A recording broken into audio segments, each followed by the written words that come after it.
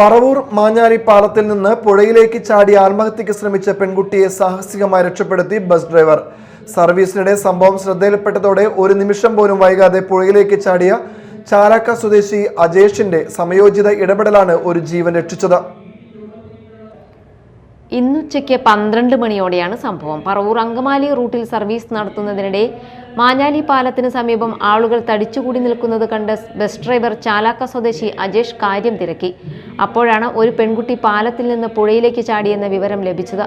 ഒട്ടും സമയം പാഴാക്കാതെ അജേഷ് നേരെ പുഴയിലേക്ക് ചാടി പെൺകുട്ടിയെ കണ്ടെത്തി കരക്കെത്തിക്കുകയായിരുന്നു. തുടർന്ന് നാട്ടുകാരുടെ സഹായത്തോടെ പെൺകുട്ടിയെ ചാലാക്ക മെഡിക്കൽ കോളേജ് ആശുപത്രിയിൽ പ്രവേശിപ്പിച്ചു.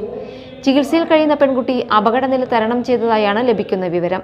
അപകടഘട്ടത്തിൽ ജീവൻ പണയം വെച്ച് നടത്തിയ അജേഷിന്റെ രക്ഷാപ്രവർത്തനത്തിന് നാട്ടുകാരും യാത്രക്കാരും അഭിനന്ദനം അറിയിക്കുകയാണ്. മാഞ്ഞാലി പാലത്തിന് മുകളിൽ പറവൂർ അങ്കമാലിക്ക് പോകണം. മാഞ്ഞാലി പാലത്തിന് മുകളിൽ ആൾക്കാർ ഓടിക്കുന്നത് വണ്ടി നിർത്തി നോക്കി കഴിഞ്ഞാൽ പെൺകുട്ടി വെള്ളത്തിലൊക്കെ കിടക്കണം.